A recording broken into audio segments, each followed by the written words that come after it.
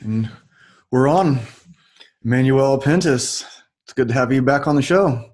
I love being here. Thank you. Yeah, I can't believe it's been a year. It, It's it crazy. doesn't seem like it's been that long, but uh, we'll have to not take so long to get back to it next time. Yes. So you have a new podcast out, Flex and Flexibility, and I just started following you on Spotify, and this looks really cool. So let me just read through a little bit of things, and then I want to hear how you go about all this. Okay. So it's audio only yoga classes. So far. Yeah. Yeah. And it's like this one that was just done a couple days ago, Friday Vibes, full practice, 60-minute yang yin with focus on back strength and hip opening. Full practice, heart opening, yang flow, and yin release. 60-minute full yoga practice, challenge your body and mind. Full inner power, power and yin, gentle and deep, balance and vinyasa yin and dancer pose. Engage, get strong, be aware of your body, breath, and intention. Yeah, you have a lot of cool stuff on here. Yang, yin, You hips and listened to it abs. yet? Have you listened to a class at all? No, I just realized that so you told me that we talked the other day and you told me that you had this going on and I didn't know until then. And so I was expecting to look at it and you'd have like one or two done. Yeah. And so I'm surprised to see, I just clicked on one. So many of them ready to go. So I definitely will though. Just tell us about how you got started with it and what's the idea behind this Well, way. I've been talking about doing a podcast for years. And it was really hard for me to get started. And then I heard about this Anchor FM. And remember, because I was saying I didn't know how to go about doing a podcast. And it's Anchor FM. It's just like you just record and it distributes it for you. So that gave me the courage just to okay, I really don't have an excuse anymore. Because I kept saying it was because I didn't know how. But now it's like, okay, that's not the problem. So I just said I need content. So I started recording my classes. And eventually, I'm trying to get interviewees on my podcast. I've got lots of friends that are in the sports and the yoga and the bodybuilding and the fitness and all that. But it's surprisingly hard to get people on a podcast, especially people who aren't used to it. They feel like they're just a little nervous and, well, what are you going to ask me? And, so I'm still working on getting interviews, but that is the goal. I want to talk about just fitness stuff, yoga, bodybuilding, that kind of stuff, nutrition. Right now, my podcast is on yoga, strength, physically and mentally strength. So if you go to practice one or even just kind of skim through one, you'll hear that it's very focused on alignment principles, like where you need to be. So you don't need to see me, hopefully. There needs to be some kind of a, education of background of yoga just to get started. But I do it so that you don't even have to see me. I'm giving a lot of cues, verbal cues for physical positioning, but then I'm also giving cues as to how is your mind working? What are you focusing on? And so it's a lot of empowerment that I'm trying to do. Yeah, I like the idea of audio only. And you did say before we started recording that you're going to do video also. But when I've followed along to yoga DVDs before, I found myself I'm supposed to be doing one thing, but I got to keep looking back at the TV. Yeah. So it can be distracting. Yeah. So it's one thing okay, I don't understand this. Then you can look and, okay, that's what she's doing. But if you're saying, it helps if you've already had a little bit of yoga, which now almost everybody has, then you can just not worry about the TV, because maybe I didn't really need to look at the TV. It's just there's a video going on, so I feel like I need to like keep looking at it. Look, yeah, for sure.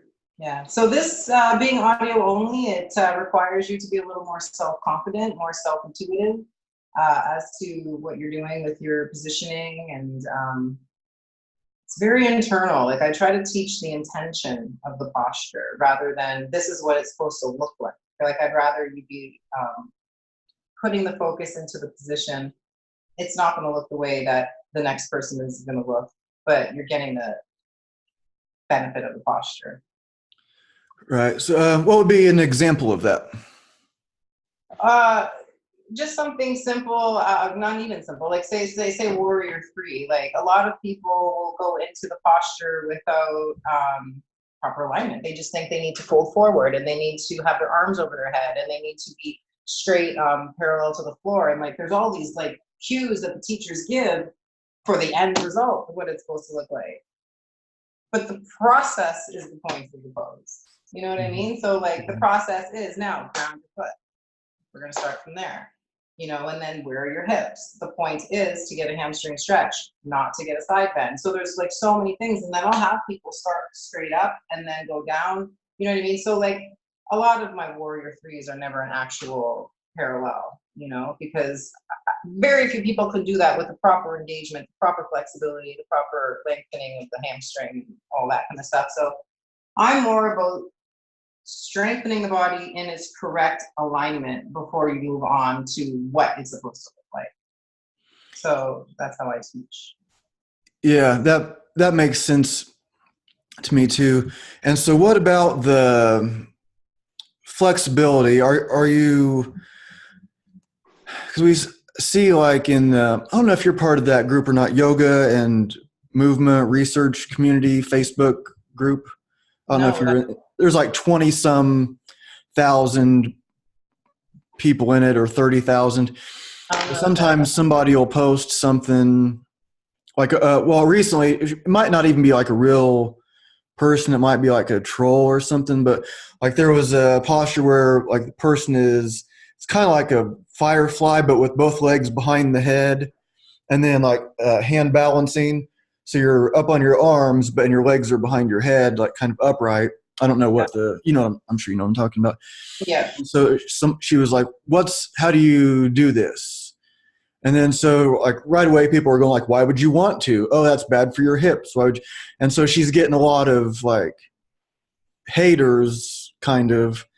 Yeah. And so normally I might be one of those people like, oh, you don't want to do that. But I see everybody else doing it. And I was like, well, take your time, maybe a year. Find a progression, and I was like, look up Pavel Tsatsouline. He's not going to show you how to do that, but he'll his principles of flexibility, gaining more range of motion, and be strong at that end range instead of just like, I can get my leg behind my head, but it's about to bust. Yeah. Like, what are your views on like should there be a limit to hamstring flexibility or whatever kind of flexibility? Like I just taught a class today and I was teaching chair pose. So with chair pose, you're always hearing, and that's the problem with these teacher trainings that are pumping out teachers in 4 weeks without any prior background. Like you can teach a teacher in 4 weeks if they already have a background, but so you're hearing the same cues, but the teacher is not aware of why they're saying it. Mm-hmm. So you hear all the time in chair pose, tuck your tailbone, tuck your tailbone. You hear it so much that people end up with a rounded spine. You know what I mean? The point of the tucked tailbone is to avoid sticking your bum out. So I was mentioning that today, and I said also, if you have a limited range of motion in your shoulders, and you should hear it with your arms, but because your shoulder range of motion doesn't do that, you end up doing this. So now you're arching your back. So now that's taking the strength out of your spine. Your spine needs to be in its natural, neutral alignment. Stuart McGill, right? Mm-hmm. So I said, like, if you don't have the flexibility in your shoulders, don't force that. That's not really the important part of your pose. The important part of your pose is your legs, the stability in your spine, the strength, the balance in the front and the back. If you want to bring your arms up, okay, fine. Continue to notice where your shoulders are. If you start ending up here, then come back, right? So then the one guy said, well, what about the pose where they have you back bends? And I'm like, I don't know what you mean. And he's like, well, some teachers will have you do chair and then back bend. And I said, I don't know. I was taught Hatha yoga. That might be an offshoot. He said, yeah, that's an Ashtanga teacher that told me that. I said, well, you know, I go with the basics. I want you to get strong in your neutral alignment. If you can do this and you want to do something fancy and you want to go back, okay, fine. But that's not my intention to get you to do that hands on your floor and your ears, feet behind your ears. Like, that's not important to me. I don't practice that kind of stuff. I'm more about strength for everyday life. If you fall, you're going to be able to catch yourself and not hurt yourself, and keeping everything stable so you don't have back pain and whatever. So everyone teaches differently, but my focus is on creating strength and stability. Yeah, I'm with you on that for sure. Like I said, I would probably be like one of the first ones to discourage somebody from those extreme ranges. And yes. When I think about if I'm like target a message towards the yoga instructors or the longtime practitioners, I just did it the other day. Something popped up from a few years ago in my Facebook memories, and it was like target like strength and stability for the yogans because it seems like it's very common to like, oh, that person with their legs behind their head, they're better at yoga than me. I can't do that. But it might be somebody with like EDS, like that, Ehlers-Danlos. And so to them, that's not a big deal. The midway rotation is the big deal, right? Like, they won't be able to get that. But if they start contorting other parts of their body, they'll get there. Yeah. But that's not the point of the pose. The point is to try and move your way there. And then fine, if you want to put your foot behind your head, okay. But that's not really the point. The point is trying to get an external or an internal rotation of your hip. Like, that's really the basic thing that you're looking for. Yeah. I think people get scared of yoga or any kind of anything, because they look at the end result and they're like, well, I can't do that, so I don't even try it. Mm-hmm. Yeah, that drives me crazy because people have said things like they think they need to get in shape and then they'll start training with me. I'm like, wait, I'm the guy that can help you like lose the weight, or like because they see me doing something they think is extreme, and so they're intimidated. Yeah. But so when you're it's like one of the things that I've liked about your style, the stuff that I've seen from you before, was just like people can probably already hear. It's very practical. And do you take like what you've learned from bodybuilding, which is so like in yoga, I can say, okay, I'm a great yoga teacher. Let me teach you about your chakras, and I can talk about the different chakras and how you need to open them up and how you need to expand them and how you let them flow. And I can talk about Kundalini. I can talk about all this, but that's real hard to prove. I could be completely lying, and a lot of teachers flat out make stuff up. A lot of these books are just stuff people make up, or they just repeat this stuff that somebody else had. So like you're talking about the teachers repeating what the other teacher said, and they don't have that experience. Just like I said with the tucking the tailbone. Yeah.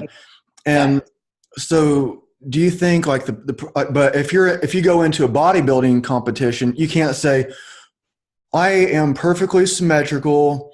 I have a lot bigger biceps than he does and she does. My leg, you can't say that.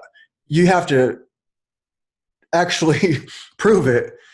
You don't just like write them a letter telling them about how great you are. You get up there in front of everybody and you have to prove it. So is there like a practicality that you got from from bodybuilding that transfers to your yoga teaching? Of course, yeah. That's why I'm doing bodybuilding for the past 25 years over, and I haven't had an injury, knock on wood, because I've always been alignment focused. I learned from reading books from professionals, like the Arnold's bodybuilding encyclopedia was like huge for me. And then a lot of like women's, 90s bodybuilders, I read those books. And they were so specific on proper alignments and all that kind of stuff. And that's where I got my principles from. Yeah. And that's how I have maintained being, injury free. It's huge. And then you hear now everyone's talking about yoga is ruining hips. I don't know if you've heard of this. There's like some articles coming out in the last week or so. And they talked about this with my teacher training a couple of years ago as well. And that's the problem. Oh my gosh, I watched the Bikram movie last night on Netflix. Have you seen it yet? I don't know if I've seen the one that you're talking about, but I've seen a lot of his stuff, and it's. But anyways, the bodybuilding definitely does have something to do with it because I focus on more alignment, and I would never push somebody in a pose. I've actually stopped touching people in a practice unless it's a workshop. So unless they're paying me specifically to work with them one-on-one, I won't touch people because it doesn't matter to me how far your arm is going back. What I want you to focus on is what you're doing while you're pulling your arm back, Mm-hmm. So, or like moving someone, I think we talked about this before, like moving someone in a posture. Now what are they going to do the next time you're not there? You know what I mean? Like you have to tell them why you're moving that hip in that direction and all that kind of stuff. So it's all about proper form. Bodybuilding, working out, yoga, tennis, all of it is proper form. Yeah, I'm with you on all of that. It's amazing what becomes accepted. And I've seen teachers, cranking somebody's leg behind their head. They're clearly in pain. Yeah. And I've been doing jiu-jitsu for a long time. And if that was going on at a jiu-jitsu class, it would be an outrage. But here we are at this yoga class where he's saying, just, meet yourself where you are today. So he's like saying one thing and then he's like cranking somebody's like, what is this? Yeah. So when you're doing, okay, so say something is like a bicep curl or, when you're doing your body, like when you're lifting weights, are you thinking about the muscle contracting? Of course. Like the bicep contracting? And is there, because I think more like I think about the way the weight is moving, not so much what my muscles are doing. So I'm not thinking like really maybe sometimes. Mm-hmm. But if I'm getting just like a heavy rock overhead, I'm not really thinking about I'm trying to do it with like good form, but I'm not really thinking about like, okay, contract this. I'm not really paying attention to my biceps. The rock needs to go overhead. I'm concentrating on the movement, not the muscles. So that's because you already have a proper foundation. So you've already created that neuromuscular pattern within you. So you can do that and without needing to think about it. But the problem is someone who hasn't done that action before, they don't know where to put the focus and where to stabilize themselves. So that's why when I'm working out, it's a full body. Like if I'm working biceps, I'm still engaged in my legs, unless I'm sitting down, of course. But like the whole body stays engaged. The spine needs to be in neutral position for the proper rotation of the elbow and all of that happening with the shoulder and the scapula and everything else. So like stability through the whole body is key for all of that. So yeah, you're focusing on the strength of the bicep, but you're also focusing on the strength of the whole body in anything. And I practice that. even in Tadasana, like standing in a yoga class, like your body is engaged. You're not just standing around. Like one of my pet peeves is like when people come out of like a pose and like maybe like dancers pose, and it's just a lot of effort and a lot of concentration, and then it's like, okay, let's come out of it, and everyone just like, and I'm like, how did that help you? Because now all you're stressed out about, like that yoga just did nothing for you except create more stress in your body and create more tension in your breath. So maybe just don't go as far, and maybe find the alignment that you're looking for in a smaller range so that you can actually feel the benefit of the pose. Then when you get good at that, then you start getting deeper, and eventually you're not going to have to take so long to get into the posture because you're muscularly been there. But if you don't go to that slow point of finding every angle and you throw yourself into it, you're going to hurt yourself. You're going to tear a hamstring. You're going to be misaligned. So then something's going to be out of whack in your spine. And then you're going to tense up. I hate this. And okay, well, good. I'm glad class is over. Well, that did nothing. It did nothing of benefit. Yeah. Couldn't agree more. Yeah, I did. I don't know if I ever even published it, but I was doing a video about curls. And so, I mean, kind of like the joke was, do we need another video on how to do curls? But I was talking more about like contracting the glutes and the abs, and I was doing one arm curl. So I was talking more about like the glutes and the abs being maximally contracted, and think of like as a whole body thing. 'Cause like the whole body is there. Like you don't just take the bicep and have it do curls while your triceps are over there doing some kind of extension. Yeah.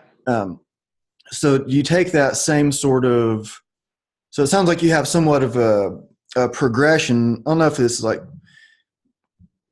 passing some people's, but like, so concentrate on the muscles first, whether you're in the yoga class or the weight room, and then something happens, you get to a certain point, and then you start focusing on the movement. Yeah. Instead of the muscles. Muscles still need to be engaged. I mean, there's a lot going on, and I'm continuously, especially with the audio, you'll notice that I talk a lot in my classes. It's very rare where there's not a lot of speaking, except if it's like a yin portion of the class. But I'm always reminding you, okay, like as you're going forward, check in with your hip, check in with the bottom foot, check in with your glute. Like I'm continuously reminding. Because that's how I practice in my head. So, I mean, really my audio classes are just me, like what I'm thinking, what I'm feeling, and then also what I'm seeing in the room. So I've got a lot of people who are experienced as well as, not full-on beginners, but sometimes there are some like people who just started yoga. So that's helpful to me to teach audioly, because I can then see the mistakes that I didn't think of, and then I can verbally correct.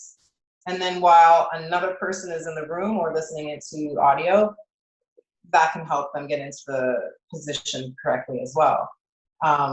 So yeah, it's very, very minute cues that I give, very like specific cues. Yeah, that makes sense. And some people might think we're kind of like getting into the weeds, or I'm kind of getting into the weeds of whether you're focusing on the muscle or the movement. Yeah. But even like if I'm putting that heavy rock overhead, once I get it to my chest, there's quite a bit of extension, because you can't hold the heavy rock out in front of you. It has to be over your hips. Well, if you're standing upright, it's just not going to work. You're not going to get a heavy, awkward stone. So you have to extend quite a bit. And then, but if you don't engage the glutes a lot, and then the abs, and there's a sequence of like you almost do a sit-up sort of movement to push the weight up. Yeah. So yeah, I guess it's kind of getting, I know you know what I'm talking about, like the difference between focusing on the movement and like people that are listening. Maybe it's kind of hard for me to like clarify my exact. So I would say for someone like who's just trying to lift a rock over their head, I would use a lighter rock. Maybe use the same size of whatever it is. Like instead of using a 30-pound medicine ball, maybe use a 5-pound medicine ball. Get the movement correct, and then start adding weight to it. I mean, no one should be lifting a heavy rock over their head if they don't know how to do it in the first place, right? I always just start people off with just like a bar, like a broomstick in a deadlift, say, right? There's no point putting weight on it if you can't do the movement correctly. And then you're slowly incrementing the weight very slowly. And then I find, especially now that I'm like been training for so long, like my weights have decreased because I can now put more intention into it, more flexion and more purpose into it, and you don't need to go as heavy anymore. What approximate percentage of effort are most of your workouts? My workouts are always 100%. Like, but sometimes my day is I'm tired. But I mean, my 100% is me getting there and doing the work. Consistency is the key to getting ahead. So if your 100% was only 60 of yesterday, that's fine. I just get in there and just do it. If you keep waiting to feel like 100%, you're never gonna persist. Yeah, so I did a video earlier today. I haven't published it yet, but like I'm kind of at the beginning, sometimes at the beginning of a cycle, I kind of like feel out a few different techniques to see what I'm going to do because I don't have an exact goal in mind. I'm not competing, trying to do something specific for an event or anything. And so I was just suggesting pretty much people stay somewhere around between like 70%, 70 to 80% effort for most of their workouts. And I think some people get in like this. I think CrossFit has changed, but it seemed like it was just 110% all the time. You just get the weight over. I see what you mean. No, I'm not like that. My intensity isn't like crazy, like every time I work out. No, but like I'll go with the yoga. Like if I'm doing a crescent warrior 2 or whatever, it is always as strong as it can possibly be that time, that day, no matter what. And same with thing if I'm doing shoulders, like a shoulder press, like I'll try to lift as heavy as I can. But if I'm feeling a twinge in my shoulder, and that's the other thing too that yoga is really good for, and doing it slowly and being it right alignment, because like once you feel that gentle like maybe nudge saying, okay, this is a bit like tweaked or whatever, then and you don't have to like. People will, well, I need to do the 60 pounds because I did it last week. Well, no, you don't. Like maybe your body is different every single day, depending on your nutrition, depending on like your sleep, how inflammation is affecting you.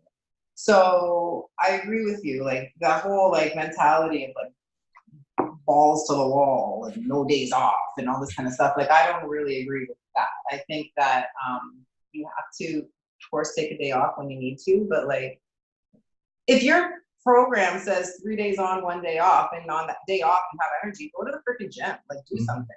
So when I create programs for people, I'll say this is a 4-day workout, but if you want to continue doing it, fine, just give yourself like 1 day off a week of active rest if you need it.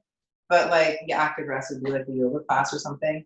But like forcing anything, like forcing meals, when people say, well, especially bodybuilders like to force food, like any kind of forcing of anything is not good subconsciously. Of course it's uncomfortable at the time, but like subconsciously it's just not good for you. Like forcing food down or forcing posture, like I was saying with dancers, your brain will remember that you hated it. You know what I mean? And so the next time you go to eat that meal or go into a position similar, but maybe you're not even in a yoga class, but maybe it's an extension of the arm, your brain's going to remember that. It's going to be like, I didn't like this before. And then it'll start a cascade of stress and you don't know why. So I'm always like, yeah, sometimes you got to push yourself, but there's that effort and ego balance that has to happen. And like, sometimes you don't have to lift the heaviest weight. You don't have to, fall down at the end of your workout because you're exhausted. Yeah, just getting in there and making it happen. And yeah, there's something to be said about like not being super stressed about having every day be the best you've ever done, and just like the best for that day. Yeah. And do you so like for your bodybuilding, do you follow cycles, or how do you program your, like, when not training for a competition. I pretty much do 3 days a week with weights, and then I'll do like 6 or 7 days of yoga. That's what I currently do now. When I'm doing bodybuilding prep, fitness or figure prep, I look at my body and I realize, like, I kind of see what I want to work on, so, and they change as the competitions as the years go, like what they're looking for. So now it's like, huge shoulders, tiny waist, thicker legs, where for a long time they wanted like smaller everything, but especially smaller legs. So then I'll just create my workout around the lagging body parts and whatever I want to bring up. So that's how I create it. Yeah. So your last competition was in, you said May, June? Yeah, the end of May, I think May 31st or something, June 1st. And how did? It was horrible, just because it was 2 days. 2 day competitions are awful because you have to dehydrate. So the Friday was the pre-judging, and then the Saturday was the final. And then, yeah, it's a terrible system. They do that just because they had a pro show the day after. They were just trying to fit everything in. Anyway, the prep was okay. We had discussed in the previous podcast about if I was going to do any kind of steroids for the show, and I did, and it was awful. Because remember I said the last time it was horrible? Then I was like, if I do it again, I'm going to ask the right people and I'm going to get the right direction. Well, I asked the right person, but I didn't know where to get the stuff from. So I got it from someone, and I don't know if it was the mislabeled. I hear that happens a lot with like street drugs, so I don't know. Like, I only took them for about 8 weeks, some less, maximum 8 weeks. So I was taking 4 different things. But I noticed towards the week 6, which is 2 weeks out, so I was on them for about 6 weeks. I mean, I shouldn't say that. Like, there were some things that you add in and take away and whatever, but ultimately you're taking 4 different things. And I noticed I was getting like a mustache, and I was getting like a beard, and my voice was changing, and I'm like, oh my gosh, this is horrible. And the stress levels, oh my gosh, it's just because you're like, there's so many freaking hormones going through your body that your body is just not used to, and I wasn't sleeping, and my cortisol was all over the place, and I like turned my phone off when I got home from work. I did not want to talk to anyone. Like, that's how miserable I was. So anyways, at this 2-week mark, when I started getting all these like real side effects, voice changing and everything, I was like, well, this is stupid. I was like teaching yoga classes, and people are like, what's wrong with your voice? I'm like, oh, I've got allergies, you know what I mean? Because like, what am I supposed to say? Like, and it's just so I was talking to a couple friends who have, have been competing with me for years, but they are not natural. And they were like, well, what did you expect? Like, that's just what happens. And I'm like, but in 6 weeks. Like, I didn't think it was going to happen so soon. I thought I had, a couple of years at least before like anything like that would happen. It just depends on, of course, what you're taking, right? So like, something I thought was, I honestly don't even remember the name of it, but it must have been something stronger, more testosterone maybe, I don't know, but it did something. So I consulted with a few people who are in it, and they were like, well, you can't stop. You're going to rebound. The show's in 2 weeks. And I was like, well, my voice is more important to me than the show. So I stopped whatever I was taking, but whatever I thought I was the culprit. And I continued on with the other 2 things because I had to take the one that was supposed to help dry you out and lean you out. That was bullshit. The day of the show, I stopped all of it, which isn't good either because now you're rebounding off of all this shit, right? So like, honestly, man, it's stupid. I don't know why any woman would do it. Like, it physically changes you. Like, my voice is starting to come back to normal, but every so often it will start getting like uneven, luckily I just, the hair on my face went away, and it's like now a normal woman face. But some women get like the jaw, the huge jaw, like your hair, like all of these things that are irreversible, I don't think are worth standing on stage for fucking 5 minutes. It doesn't make any sense to me. But I think it's just like an anorexic, you know, like you don't see what's happening at the time, or like, you know, anything like that you know, get obsessed with, you know, like you'll do whatever it takes to get there. Because I have always been natural, I know that I can get there without it. When I talk to people who have started competing by taking stuff, they will never be able to compete without it now, because of the focus and effort that is required without the juice that you are not aware of. Like both ways you're gonna have, like I still worked my ass off with this, but I would have never been able to look that lean or that good without the juice. It's sad to say, but it's true. You know, and like anyway, I did well. I won the overall in masters, so that's 35 and over, and I came in second in the open. So the girl who won my class, the girl who placed first, won her pro card. So again, I'm second all the time. So whatever, you know what I mean? Like I've done competitions. This is the Canada's, the nationals. I've done probably 5 times. Mm-hmm. I placed second. I placed third. I placed second. I placed third. I placed second. Juice or not, the placing is the same. I'm not going to take the juice. You know what I mean? So the problem is everyone's taking it, you know, so there's no way you're going to get as lean as you need to be in a show being natural. So for my next show, next year, like in 2020, I'm just going to do natural. You know, like there are 2 different strains, and the natural, they actually drug test you know. And I never wanted to do that strain just because I felt like the other one had more, not respect, but like more, you know, because more people do it. And like you see those people, the people that are the big and the muscular and like those pros, you know, like those are more out there than the natural people, you know. So I just thought that the regular strain, not the natural strain, would just get me more ahead, I guess, in it, but it's not worth it.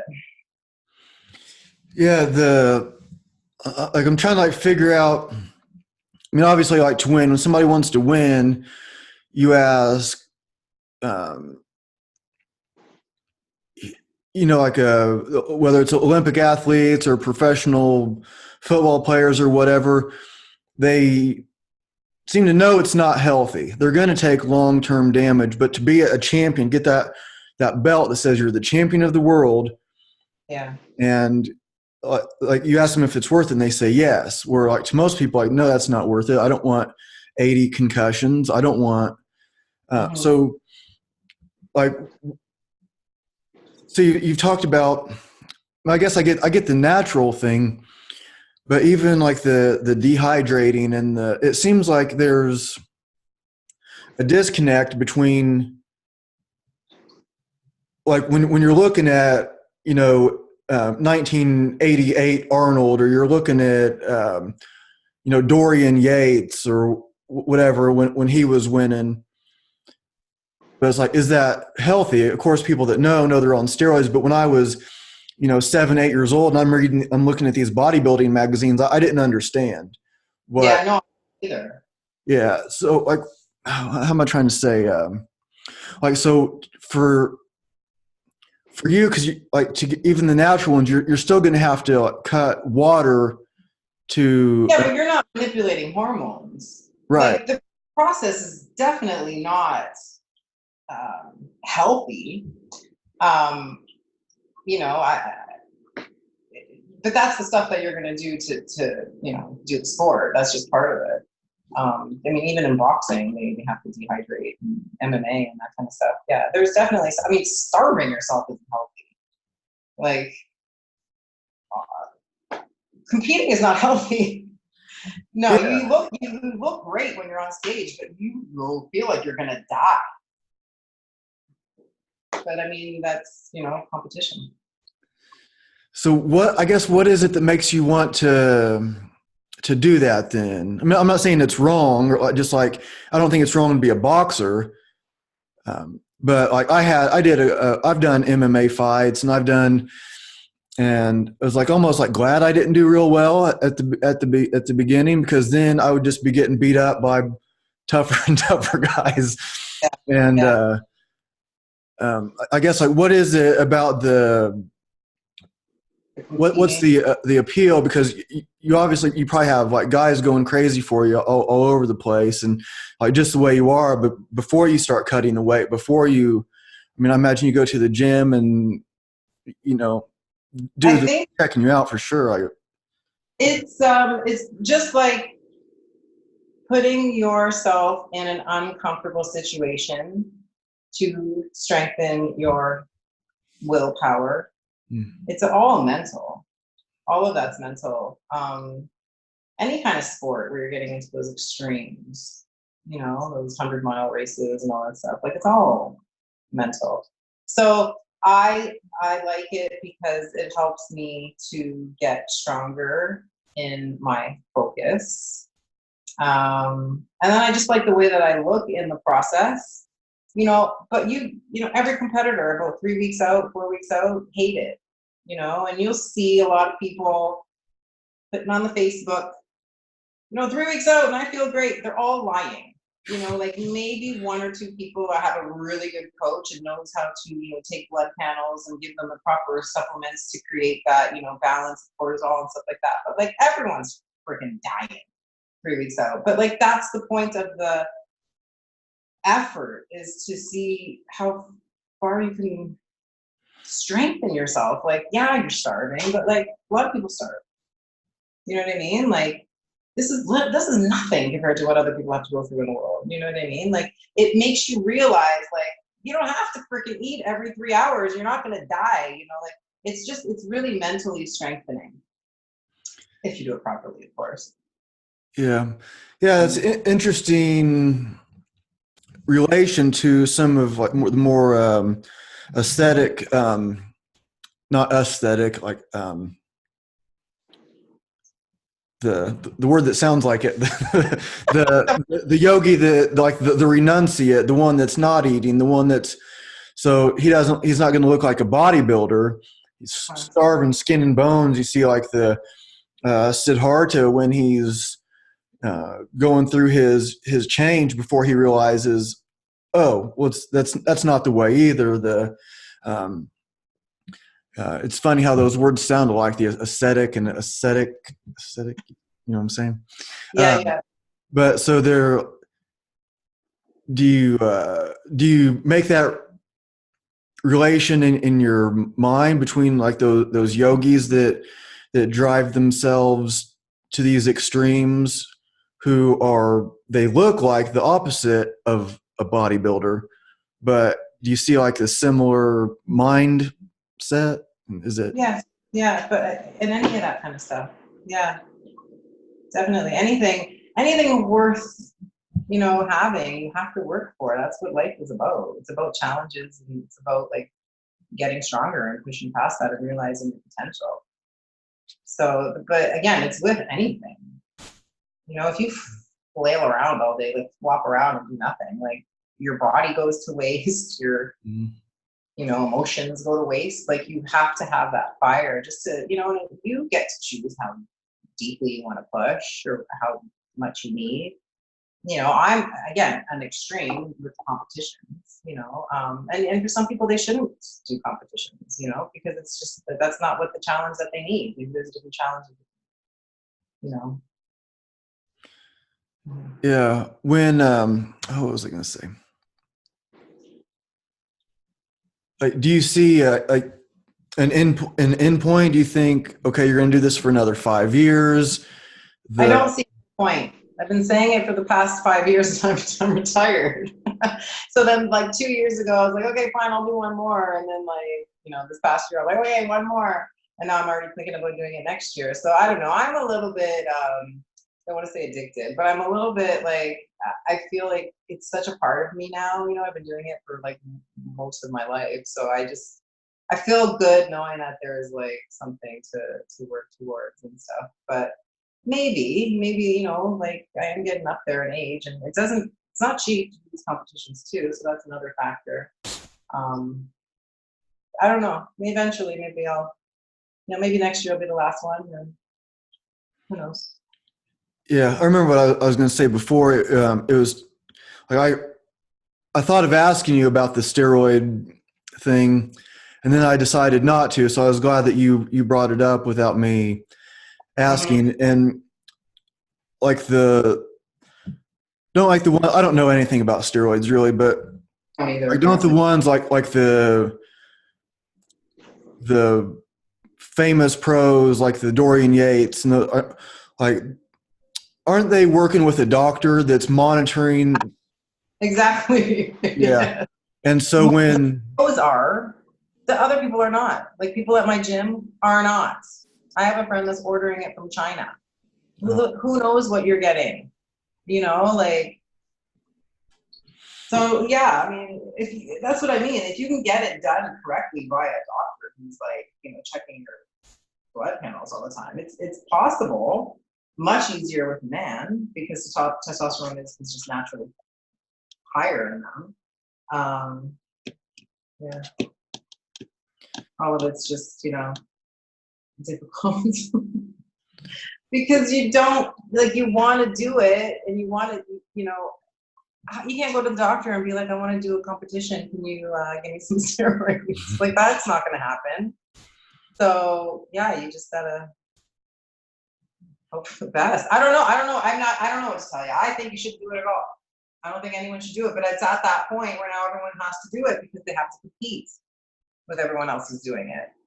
And then you get these bad trainers who push it on their clients because they know that that's going to make them results. So then, and they're doing it improperly. I know trainers who are giving it to freaking 20-year-olds. Like it's terrible. Yeah, that's scary. I appreciate you just being so candid about it and just here's how it was. 4 weeks later, I'm thinking, what the hell is going on? And so I think that is a good warning for people that are Yeah. they look in the mirror and like, man, I wish my biceps were a little bigger. Oh man, I've been trying so hard. If I could just have a little boost. I'm using the creatine, I'm using the Yeah. BCAAs, and I'm using You see the. that guy at the gym who like blew up and looks great in 2 months, and you're like, well, how did that happen? But Mhm. you don't realize like all the side effects that guy has. So Yeah. it's definitely tricky. And when you're young, it'll affect you even worse.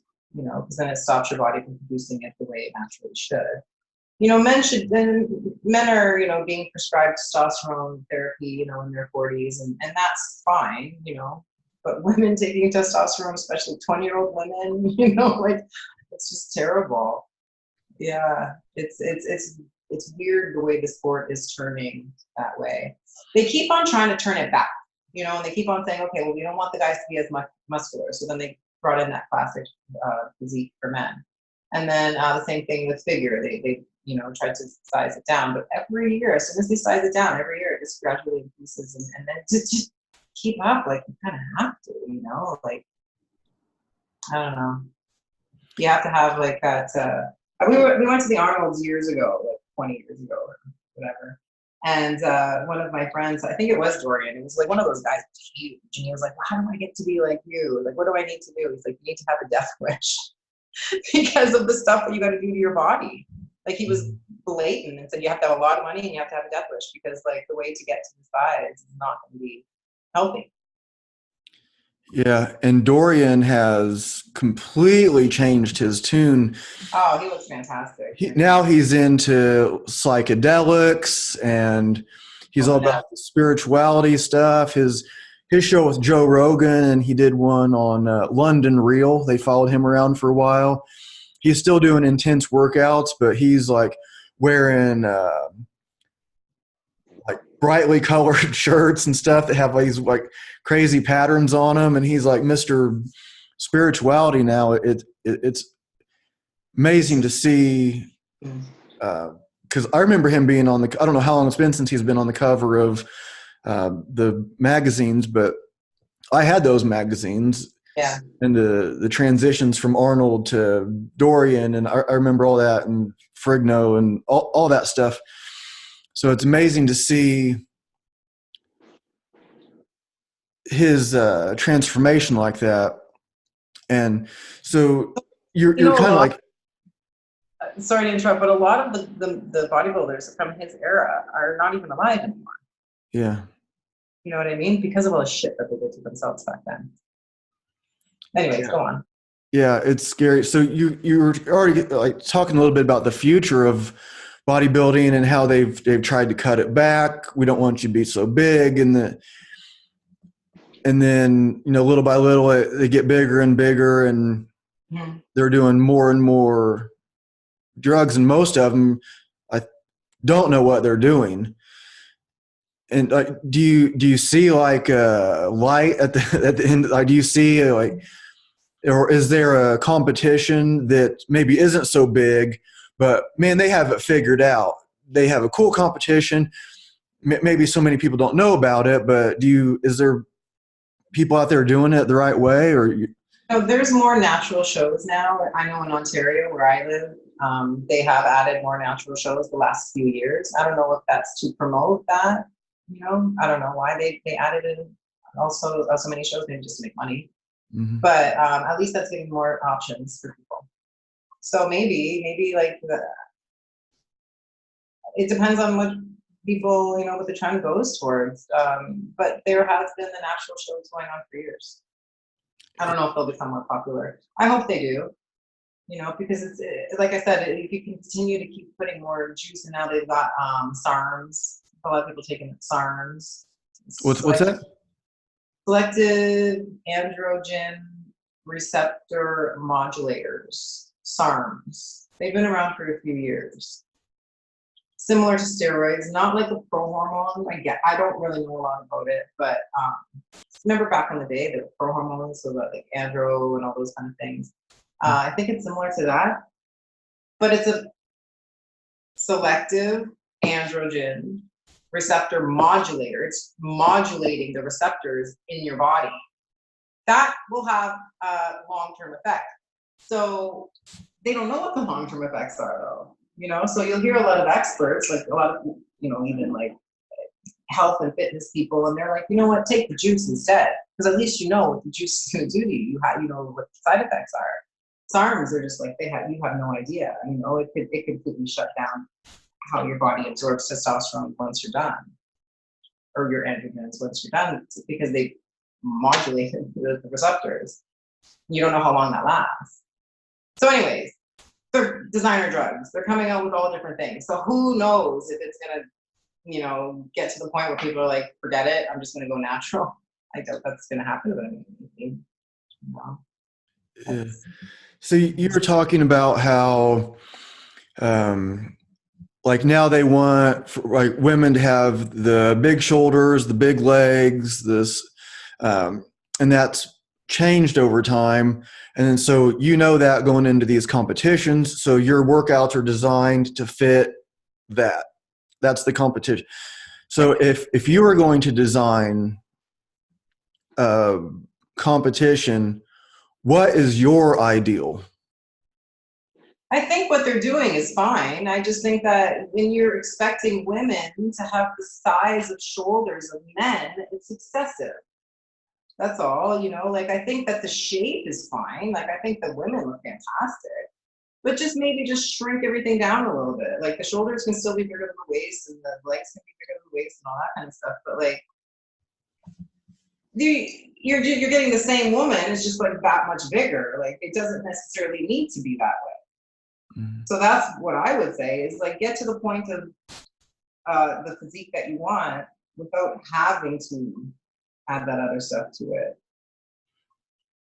But that's what I think, because I'm natural, but then if you go to other people, they're like, no, I want to have big shoulders, and I'm going to take the whatever, Anabar or whatever, to get those big shoulders, so. Do you say, okay, they want the bigger legs, and so you're working on legs. Are you ever looking in the mirror thinking, I don't want my legs any bigger. They do. So I Yeah. got to make my legs bigger. Yeah.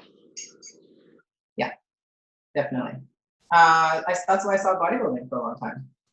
I was a bodybuilder back in, when I first started, and I just did not want to. I don't even wear tank tops. I don't wear t-shirts when I go out. I mean, trying to find a freaking dress for a Christmas party next week is like, I need something that has sleeves, because if I wear a tank top or a strapless or one of those spaghetti strap things, like, you get unwanted attention and then you get a lot of unwanted comments. I didn't want that anymore. When I was 20, yeah, sure, I want to like get big and I want to look big and I want to look intimidating, but like, I didn't want that anymore. I didn't like and it wasn't good attention. It's just like idiots. Oh, you want to arm wrestle, and hey, do you want to fight? Like, what are you talking about? Like, I'm a woman. But they're reacting to what I'm putting out. Fair enough. So I covered myself up. I stopped doing bodybuilding. I started doing like way more yoga, and then I went vegetarian to lose muscle, and then I switched to figure, and then now figure is getting to be the size of bodybuilders again. You know what I mean? They're huge. Mm-hmm. So I like muscle.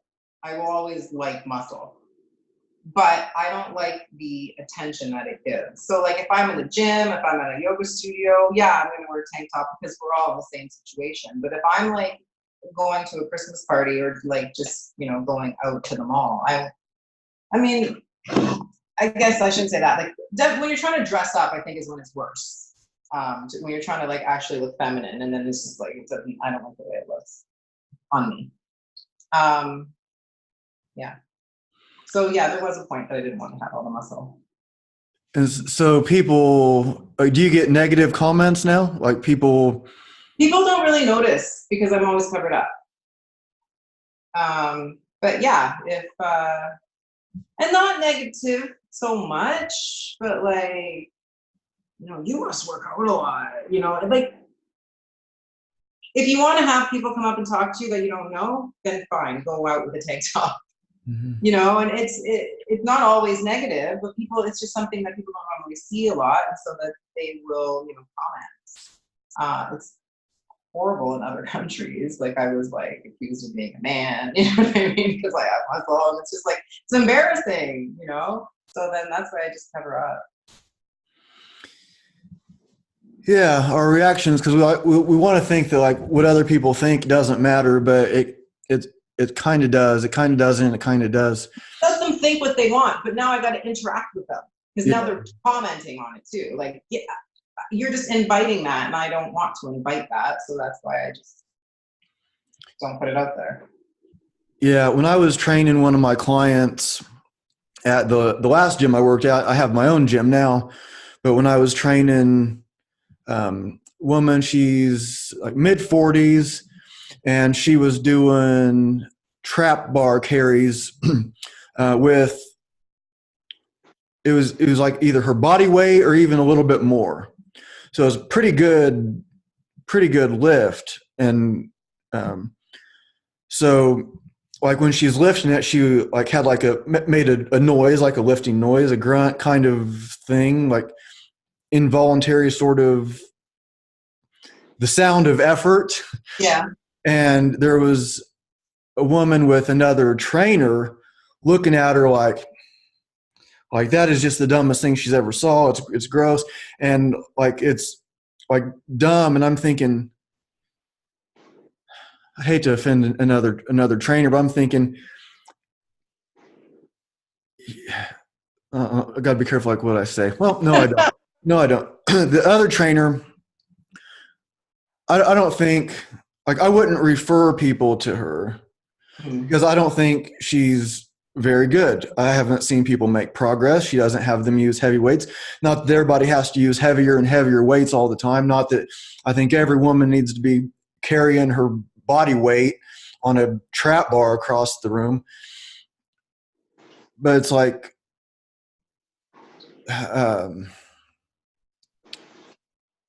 like why can somebody look at that like it's something like I must not know what I'm talking about. I must be this crazy guy, being too aggressive. But she was using really good form. Her back was, everything was really good.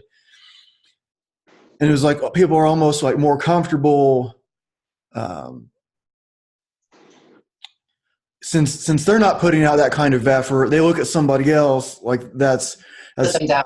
wrong. So I can see, like, to me, you don't look like too big. I don't know if anybody looks too big, but I think you look good. You look strong. You obviously lift, Mm-hmm. but I don't think like, oh, her arms are too big. Gross. You got to quit. Right. What was I But I getting? don't feel I'm that big either. Like I said, I'm training 3 days a week right now. Like I don't want to be that size.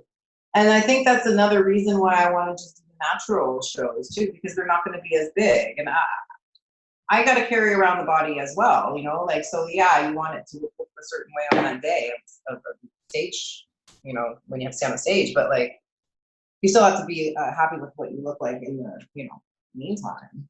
Yeah. So Do natural shows. people are the natural shows? Are they really natural, or are the winners doing steroids? Or No, because I've done a lot of natural shows too. And like there's some people that they just look unreal. And I'm just like, how is that possible? And again, this was back earlier on when I was doing all the natural shows. And like, I didn't realize that there are ways of, sneaking by the drug test. And, I immediately after you get off stage, you go get a drug test. You have to pee in a cup. Um, I don't know how people get away with it. Maybe some shows don't even test because it's expensive, and then they get on to the next level. At some point, like I remember back when I was competing back, I didn't end up going to nationals because I didn't win. I came in second, as always. And so many people at Worlds got caught with steroids, because the leading up to it, they kind of passed it, bypassed it, maybe got through, whatever. But like, it's just, and I think that might be why I started doing the regular shows, because I'm like, what's the point? Everyone's on juice anyway. Why do the natural ones? I don't know. I do not think that everyone is natural in a natural show. yeah, I would imagine not. Just like other sports where they test. It just seems like there's a lot of people getting by, Yeah. and they just, if they know when the test is coming, and it's like maybe like where it is, like Japan, I think is, um, like they're not testing their fighters, they're not testing their MMA guys. They kind of like encourage the spectacle. Yeah. But so you see, like, so when you're saying you're not going to do any more steroids, do you have a different strategy? Like, okay, if I are you planning on like preparing somehow differently? Every show that I've done has been different. And that's another reason why I like doing competitions, is because I love to learn about the process of nutrition and how it affects the body and all this kind of stuff. So I did one where I was, just eating vegetarian for it. And then I did one that was like, only or mostly keto. So like I have always changed it up, and it's always good just to see how my body reacts. So for the next one being natural, no, it's not going to necessarily be that much different. I'm always checking in with myself, like every day, every couple days, just checking if what I'm putting into the physical program is actually equating, it's changing my body. The nutrition is always going to be different. Your body always changes. So, you could be like a high carbohydrate burner in your 20s, but in your 40s, it's not the case, and it's all, it's always different. So I always change it. I always write everything down. I write down how I'm feeling, and then I tweak it as I go. And there's so many different types of diets for competition. There's like the carb cycling, and then there's like all that, pyramiding, but even like fasting one day a week is another protocol that some do. So, and I like trying all of it out. You know, I've done probably 25 competitions in my life, and they're, like I said, they've always been different. The training has always been different. You know, sometimes I do a lot more yoga and, you know, heavier, you know, sometimes do higher reps. And, you know, the one time that I did the vegetarian one, I looked the softest though. So. Interesting. How long were you vegetarian leading up to it? Oh, I don't remember. Like I dieted for the 3 months, like the normal 3 months that I do. So probably at least 3 months. When I was trying to lose my size, I was like a year of veg. But I love meat, you know, and I try to eat organic as much as I can. But my body just thrives on meat, and I'll still go days without eating meat, you know, and that's part of the whole, you know, one type of a diet where like stop eating a certain type of protein, and then when you do eat it, your body absorbs all those amino acids easier and better and whatever. So, yeah, So I when don't you, know how it is next time, but. so when you say that you looked your softest, Mhm. uh, so do you mean like maybe because maybe on that, I don't know, just guessing, like you were eating like more carbs and so more water? It was more water, more salt. You know, I mean, I wasn't doing the proper veg, you know, I was doing like processed foods. So there's a lot of like preservatives and stuff in there. Yeah. Again, I'm doing all of this myself, and it's all trial and error. And it's a lot of like reading and trying to figure it out as I go. So being vegetarian for that competition could have done a lot better had I had a vegetarian person teaching me or training me, you know. And then the water, like dehydrating that couple days after, like if you're holding a lot more salt, you're gonna have a hard time decreasing the water. You don't know that until the day of the show, you know, like, and there's nothing really that you can do about it at that point unless you take strong diuretics. And so I took some diuretics at this show, like the last like couple days. The change in my body was amazing. And I was like, this has been what I've been missing for the last 20 years of my career. It's like these, like it was, it wasn't a diazide. It was a strong dehydrating, whatever they call this thing. And it worked fantastic, you know. But again, in the natural shows, you don't have that, you know, luxury of just taking a pill and looking super lean. Have you ever looked into how like, wrestlers and UFC fighters cut weight? 'Cause I wonder if there's, because they'll lose 30 pounds in a couple days. Yeah, I have, and you know, I've never done that. I had a friend that did the whole sweatsuit, like the plastic suit, and she went to the gym and did her cardio and that. No, I've never tried it, but I did do hot yoga, right? So I was like, that's pretty much the same thing. You're like exercising in the sauna, and I was doing that. Not when I was doing that vegan or vegetarian prep for like the last few years. So yeah, there are ways, and there are natural people who look freaking amazing, but they're like professional, you know, like they know what they're doing. I do this purposely without a trainer so that I can teach myself. And if I fail, if I don't do as good as I wanted to, that's not really the point. The point is that I'm learning as I go. Of course, it's nice to win, don't get me wrong, but Yeah. Yeah. So when you're teaching your yoga classes, um, like, do you maybe attract, so how many yoga teachers are at the place where you teach? You teach at a couple places, right? yeah, I teach at the gym. There's probably like, I don't know, 10, 8. And I teach at a yoga studio. Same thing, about 8. And like, do you attract different students For then? the most part, people will come to the class because it's the time that they can make it, for the most part. But when they come to my class, I hear, I've never heard that before. No one's ever explained it to me that way before. I hear that a lot. And then I subbed a class a couple weeks ago for someone, and then the next week I saw someone that was in that class, and he was like, I was so sore the next day. And I'm like, good. Like, because what have you been doing all this time then? You know what I mean? And that's the thing. I find that, and this is with any coach, not just yoga teachers, but a lot of personal trainers, they get into a groove and they're just like, just going through the motions of what to say, but they're not actually teaching any longer because they, maybe they lost their, what's the word, their passion for it or whatever. I don't know. Like, I went to a bar class. I also teach bar classes. So I went to a bar class in the States, in Michigan last week. And I was just amazed at, like, the room was packed. There had to be 30 people in there.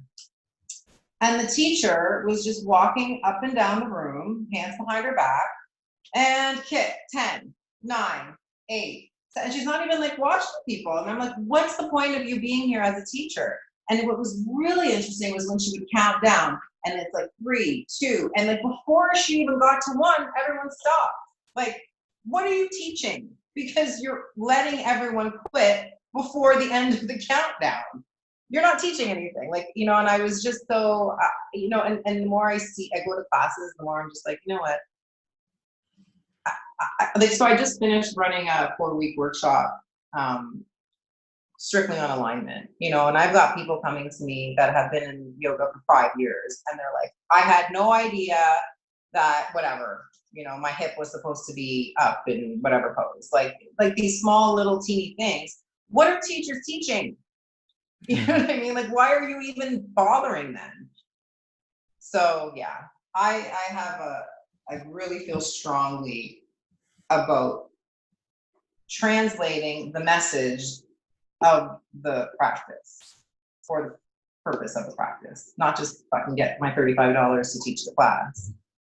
Where, I don't know. And like I said, it's not just me. It's not just like yoga teachers. It's in any kind of job, any kind of service industry. People might lose their passion for it.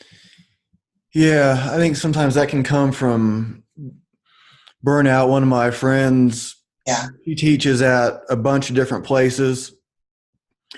And so she sent me a message the other day asking if I would help her basically get a job at this other place, because she wanted to teach less because she's getting burned out from it. She loves yoga. She's been doing it forever, but she's getting burned out driving all over town. She's doing well. That's all she has to do is teach yoga. And it hasn't been that long where that's been the case. But she's getting like burned out from it. And so that makes sense that like some people, that's just the way it happens with anything. Yeah.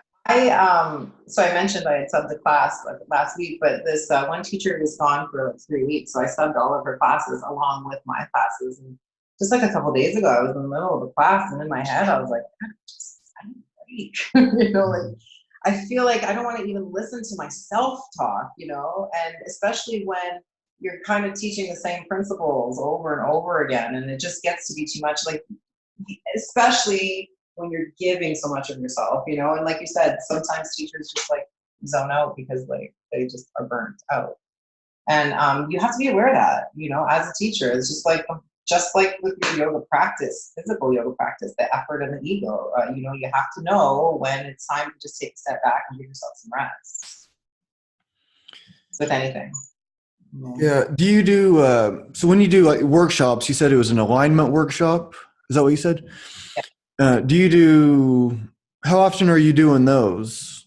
This was the first time that I ran it. It was 4 weeks. I'm going to run another one at a different studio. Just because this studio, these students got it, and I asked them, like, we can do this again, but I don't want to like just keep going over the same poses either. So I took them through a sun salutation. So like all of the, like how to do a chaturanga, how to do a warrior 2. And then we got into some balancing poses. And so I just went through the basics of that, just what you would normally see in a regular yoga class.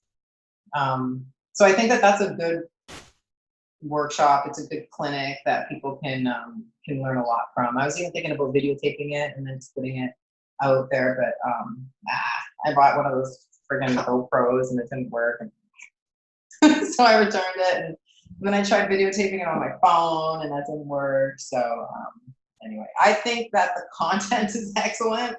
So what I've been doing is just transcribing it. I've got it on audio because I've been audio recording my classes, creating like just like a little bit of tips and tricks and stuff, and sending it to my clients that have been in the workshop. But then I'm thinking of just like creating an ebook and putting it out there.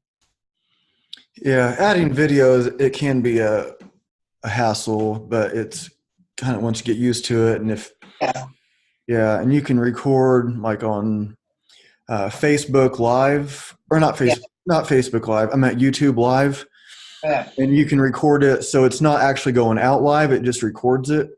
Oh, unless you have so it's not taking up phone space, and you can have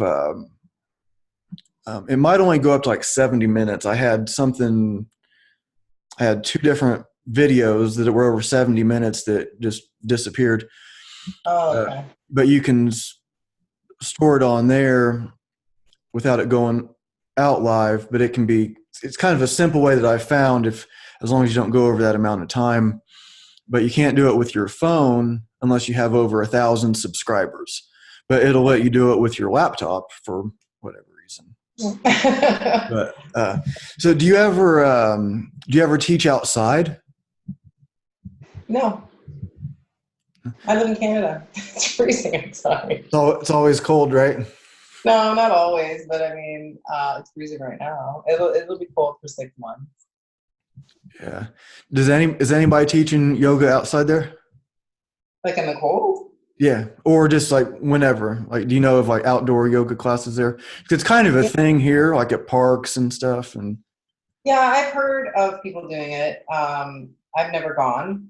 I don't know. Like, I was thinking about it. You would have to, I guess, contact the city. I think there's just so many things that you need to do to get it like legal that I just never bothered because I've always been so busy doing just my work. I think it would be great though. I know of one lady that has a beautiful backyard, and then she'll have like yoga classes in her backyard every so often. Yeah. So something like that's cool. But I don't have that. Yeah, here you don't have to contact the city. I don't know what your laws are, but you can just like people they want to start their own fitness business. They don't have the money for a gym. They just like, okay, we'll meet at the park, and they just have their classes there. But then there's the variability of the weather. So it can be, if it's pouring down rain, then that's, kind of ruins things. Yeah. Unless you had a good system to where like everyone was like on the same either text message link or Facebook message or whatever, and then just be like, we'll confirm an hour before or something. Yeah, and that's the thing. I'm not against it. I just there's a lot of little things that you have to do to get it going, and I just haven't put time into it. But I think it's a great idea. Yeah. I like this. I'm interested to get. I'm actually going to do. I'll probably do one tomorrow. Go through one of your sequences here. So it looks like there's 15 of them or so. Yeah, I think there's like 17. I don't know, like 18 or 20. I don't know. There's a good number of them. I just like scrolled through real quick. So if somebody's on here, so I'm looking at Spotify, and so like what other outlets is it on? Let's see, distribution status. It's on Google Podcasts, Spotify, Breaker, Overcast, Pocket Cast, Radio Public. So with this particular Anchor, have you heard of this app? No.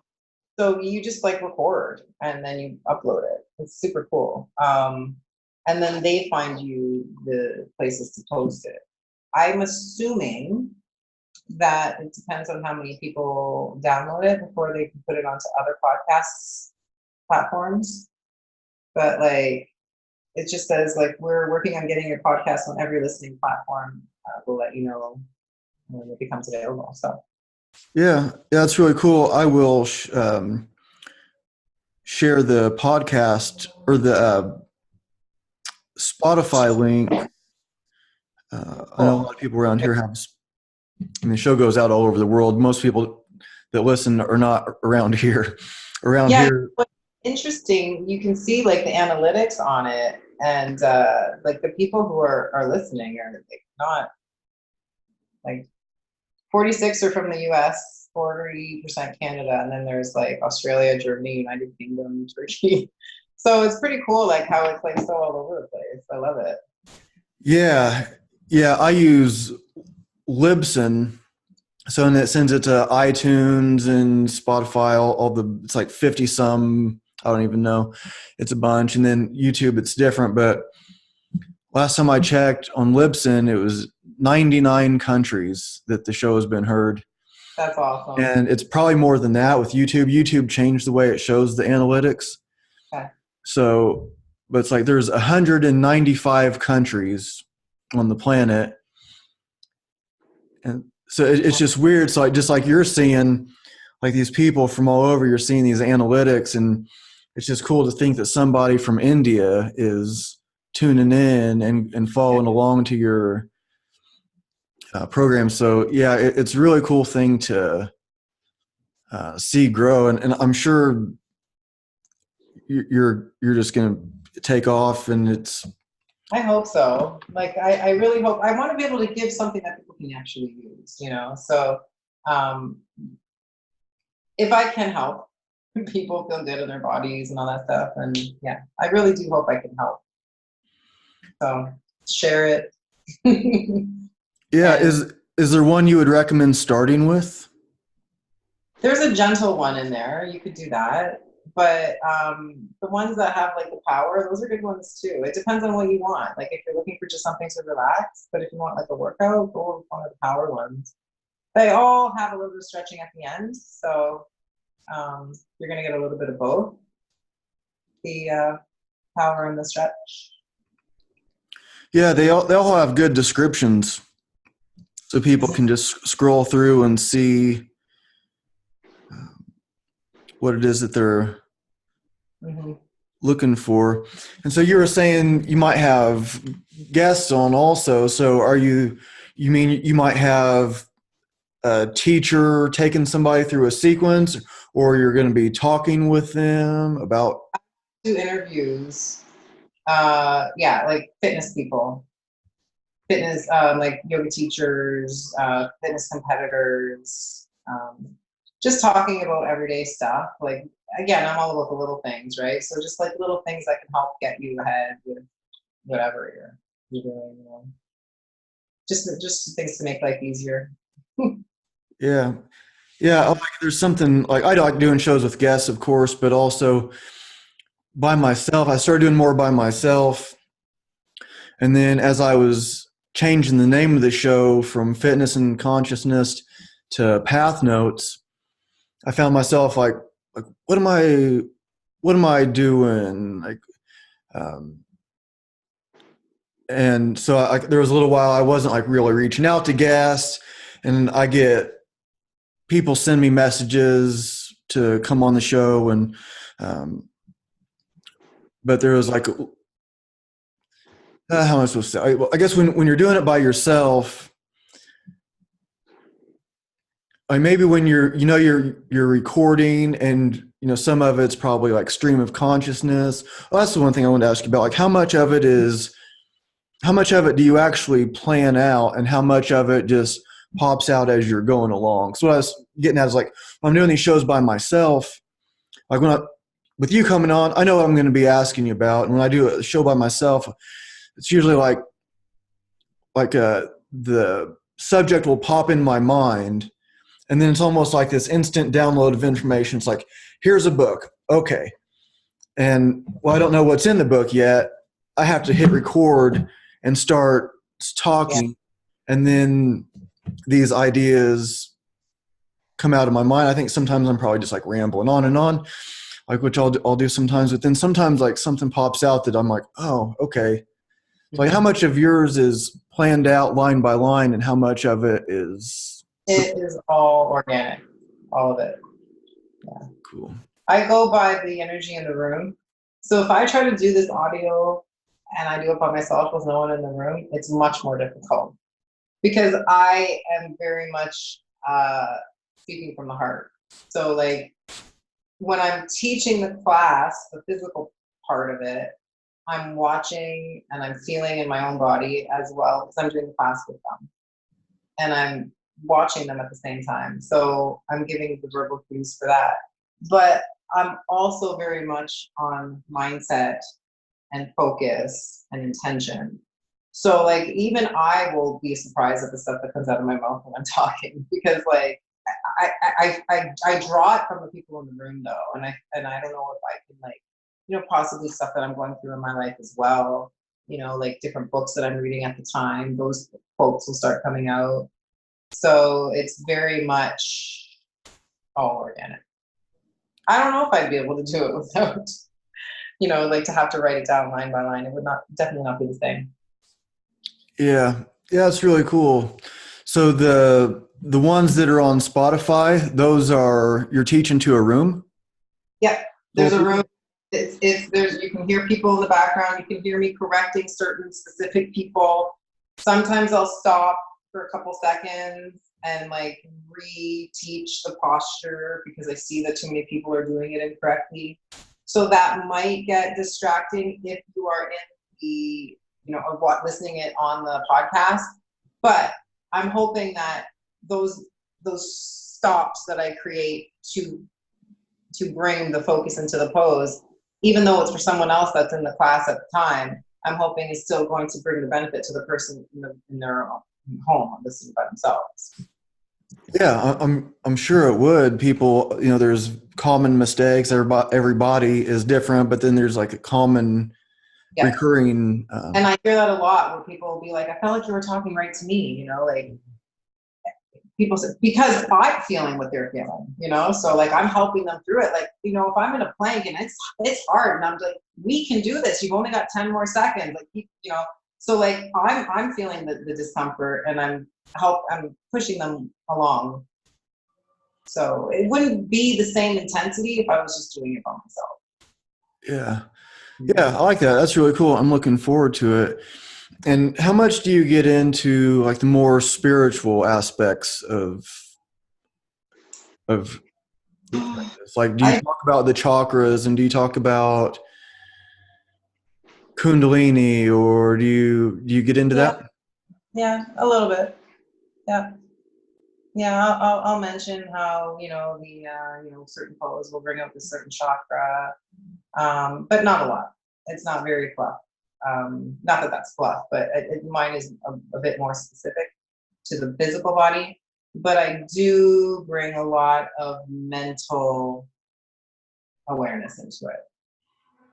So I'm always bringing up like, especially and you'll hear this a lot in the practice when you go through it, but for some reason, when people are balancing, they look down, and like if you're challenged in a posture for some reason, but the posture just happens to curl in, and I'm so big on like, what are you doing? Like look forward, like this is your chance to get strong and get courageous, and like this is the time to practice it when you're in a safe space, like, and that's the kind of stuff that I teach is just like not necessarily like the Yoga Sutras, but I'm more about self-empowerment and like you can get anything done, and the energy that you put into your thoughts and into your heart are always going to create an aura around you. Like I'll talk about stuff like that. Yeah, very cool. I'm really looking forward to hearing it. For some reason, I thought, like I said, I thought there was only like one or two done because you were relatively new at it. But like days ago,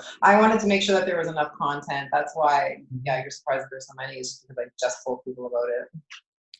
Yeah, Which very is cool. thing that people are still like hearing it without me actually posting.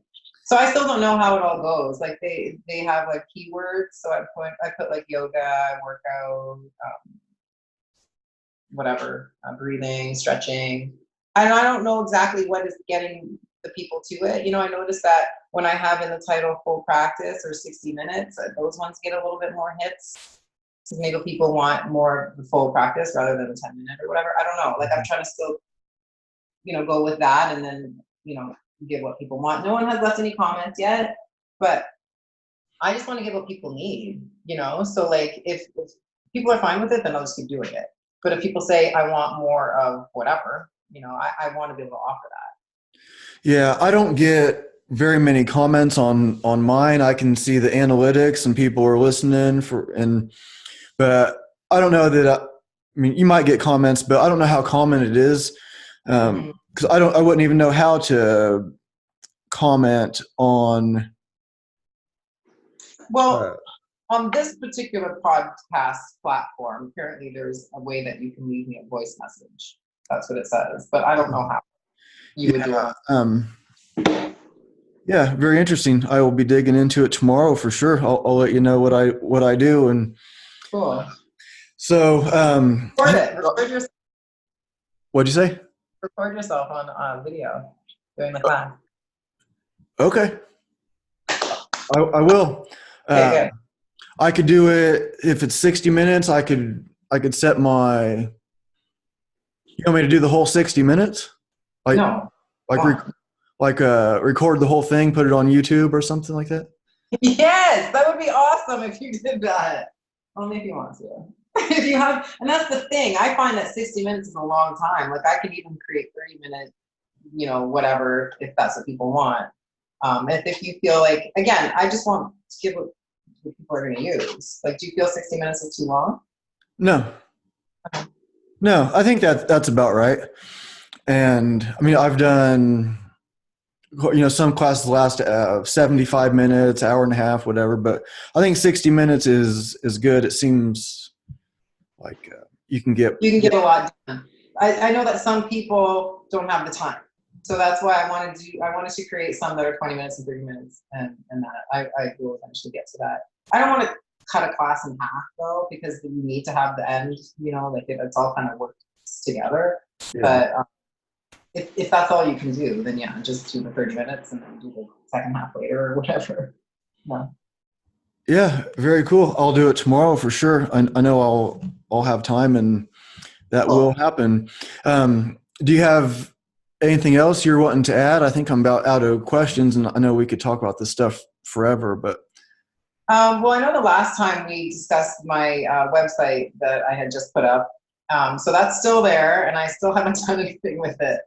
But my goal is to start doing the personal training online. So I've got a couple clients already so far that are remote. And so this is why I want to get really good at the trying to teach verbally and through the. So what I've been doing with them is like I give them the program. If they're not sure what they're doing, I have them videotape themselves. I watch it. I critique it. I video myself doing it. So that's the kind of training that I want to offer. So I do diets. I do the workout to gain weight, to lose weight, whatever it is that people are looking for. So that will be up and running. It's up and running now. I just don't have any packages set because right now I'm just kind of doing like what you want and I'll give it to you. Mm-hmm. But I think that it's easier marketing if you just put a package together and be like, I talk to you once a week. I give you a plan once a month. This is a 3-month commitment, blah, blah, blah. But I'm working on creating that package right now. So what's the website? What's your contact info? flexandflexibility.com. That's cool. You got the website. That's website's up and running. Yeah. And so I like the name because the flex is the muscular part and the flexibility is the mobility part. Mm-hmm. And I didn't want to, have it specific to women or men or like yoga or bodybuilding. Like it's kind of encompassing all of that. Yeah, it sounds real well-rounded and I mean, just like you have like the bodybuilding, the yoga, and it's just practical stuff that actually works. You've proved it like in yourself. So, and on stage and then, so how long have you been teaching yoga? Last question. You're doing it and Probably teaching it. '06 was my first training, I think, '05 or '06. So what are we at? So 14, 15 years. Nice. Very cool. Yeah, I'm glad to have you back on. And anytime, it's always interesting and just how practical and how honest you are about the steroid stuff, because that's it's I important feel for like, people to know. you know, yeah, yeah. I wish that someone told me, like I knew that there were side effects. I just didn't realize like how quickly it could happen and how much they would affect you, you know. And I know I mentioned this before, like if you're gonna do it, just do it with someone who actually knows. That's hard to find. So I just feel like if you want to do it, but just know that there's so many, side effects to it, and just be aware of that. Make a informed decision. Yeah. Yeah, because I even have friends who have done it. Sorry, I know you got to go, but friends who have done it, and like years later, their body's not back to normal. Like they're can't lose the weight now. The thyroid's out of control. It's disastrous. This one girl, she did one show, and her trainer had her take a bunch of stuff, and now she's a fucking disaster. And it's been 2 years. Wow. So just all that stuff, like just really need to be careful with it. And I've been wanting to put this message out for a while, so I'm glad that you're helping me get this out there. But it's not necessary. Yeah. Yeah. Well, I will let you go then. I'll stop the recording and I'll talk to you for just a second after I hit stop. Thanks for coming back on.